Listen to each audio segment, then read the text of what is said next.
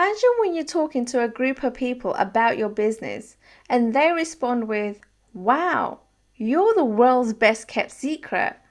Or, "Where were you 6 months ago when I needed you?" That's exactly what happened to me. Hi, my name is Suthar, and I'm going to show you how to go from invisible to visible by using the power of guest podcasting. When you realize that your messaging isn't reaching the people that really need you, at that point you know something has to change.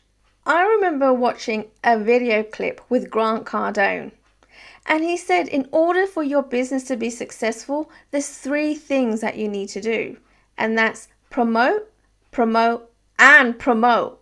See, he said that you got to scream it from the rooftops and let people know who you are and what you do. And that in no matter what direction they turn in, that they see you and they hear you. That's when I decided to use podcast guesting to expand my reach and to let business owners know that there is a solution to the problem and that they don't need to look any further. You come to learn very quickly that in fact you're not only doing a disservice to yourself and your business, but you're doing a disservice to everybody out there that needs your help.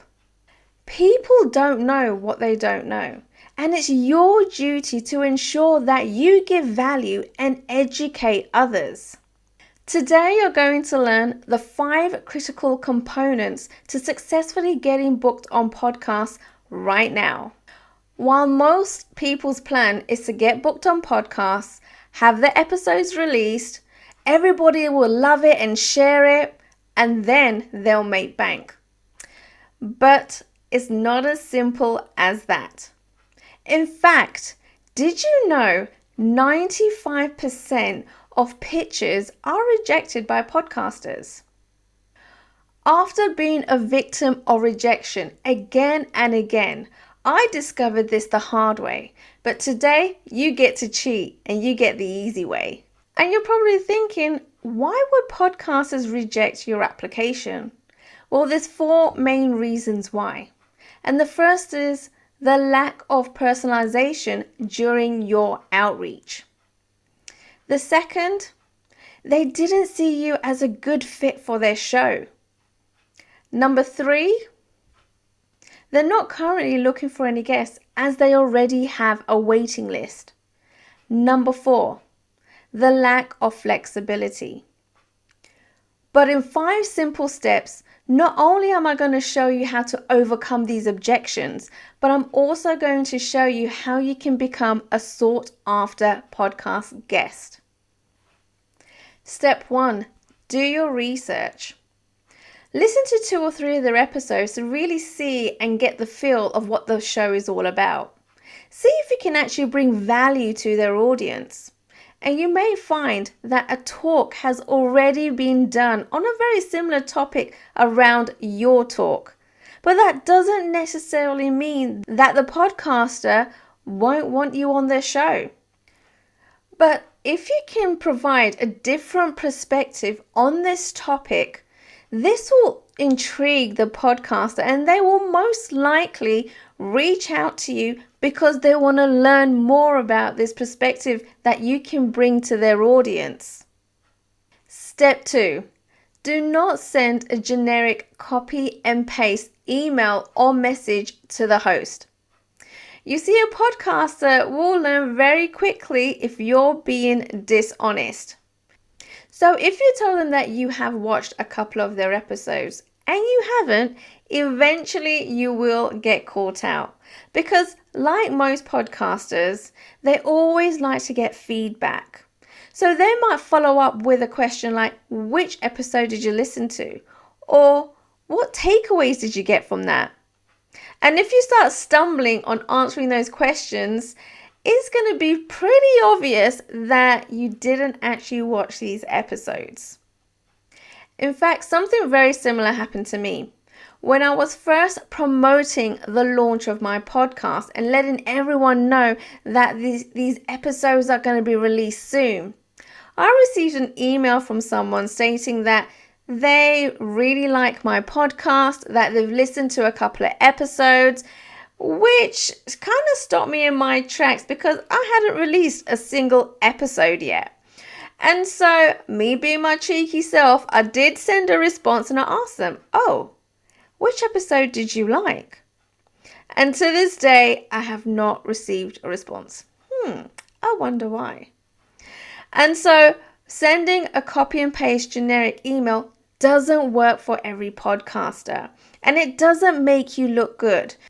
You see, the biggest mistake that most guests make is that they think that being on a podcast as a guest is all about them, when in fact it has everything to do with the host and their audience. Step 3, make it easy on the host. Remember that podcasters are getting in applications, emails, messages every single day that they're having to sift through. And every podcaster has a different process, a different structure. Respect their process. Some may have a short application and some have a 6-page application. Some may even ask you to get on a pre-screening call with them. Whatever it is, you don't want to say no, because the minute you say no, or the minute you don't send in the right information in the right format that they have asked you for, you can pretty much be sure that they're going to turn around and say, "No, we don't want you on our show." And that is something that we're trying to avoid. So make sure you get the information sent to them as quickly as possible and in the right format. And if they want to get on a pre-screening call, then go ahead and do so. This also gives you an opportunity to learn more about the podcast host and find out what they want for their audience and their show. It's a way of building a relationship with the host. And if they do get on a call with you, they might ask you to make some tweaks to your original angle for your talk. And if you can do so, then try and make that happen, because that's going to get you bumped to the top of the yes pile and get you scheduled in a lot quicker, because they're now excited for your topic and to release your episode. So anything that you can do to make it easier for the host and make sure that you can bring value to their audience, try and get that done. Podcast has evolved dramatically in the last 2 years, and it's no longer audio only. There's some podcasters out there that do it through video, where they will release your episode on YouTube, or there's some that actually do it live stream, where your audience can interact with you whilst you're giving your talk. Many new podcasts have been released and launched in the last couple of years, and they continue to do so. However, there's still a lot more business owners, entrepreneurs, speakers, authors, thought leaders that are still trying to get on podcasts as guests. But the competition has grown, and you have to fight even harder to get the yes rather than the no, or sorry, we already have a waiting list. We need to ensure that your application gets pushed to the top of the pile with a big fat yes. And you're probably thinking, how do I do that? Well, the next 2 steps are going to be crucial in learning how to do this. Step 4, learn to improvise. As I was saying earlier, podcasts can come in a form of video or live stream. This not only means that you need to ensure you look good in front of the camera, but it also means that no matter how much you prepare, always expect the unexpected, especially if it's live stream. In fact, when I had my first live stream, I was super excited. As I was doing my talk, I could see all these messages coming through. People absolutely loved the value I was giving them, and it was giving me such a buzz. And then it happened. All of a sudden, I got a knock on the door.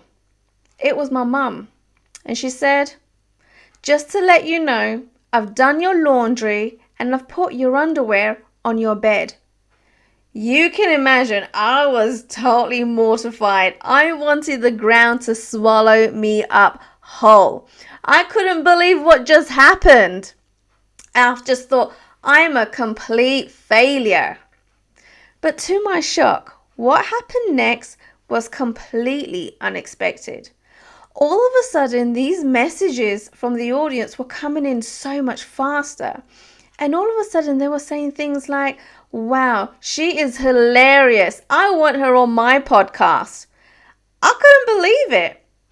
And once I finished my episode, the host even said to me that he has a 3-day event and he would love for me to be a speaker on his stage for his event. All of a sudden, after that episode, I got booked on 4 podcasts and on stage, which shows you that sometimes some of these things that you think are complete disaster are actually a blessing in disguise. And in fact, people find a lot more relatable because you have made these mistakes. They can relate to it. You're seen as a human being just like them. You see, how we perceive ourselves and how others perceive us are completely different. Have fun on these podcasts. Learn to laugh at yourself and just go with it. You never know what's around the corner and you never know what's going to transpire. Step 5. Ask the host for feedback. Ask them questions like, what did you think of my talk? Are there any improvements you would suggest? Now, you see, not many podcasters get asked these questions, and so it opens up the conversation and gives them permission to give you constructive criticism. Not only would this allow you to make tweaks, but it will also help you with your script and become a better guest. Now, if all the podcaster is doing is giving you praise, then the next question to ask him is, do you recommend any other shows? And if so, would you be able to do an introduction? You see, this will boost the number of podcast appearances that you do without you having to search for shows. Have you heard of work smart, not hard?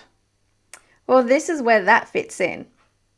Once I realized these steps and I put them into practice, all of a sudden it happened. I got booked on 100 podcasts in 60 days. I cannot wait for you to start getting booked on podcasts. Thank you.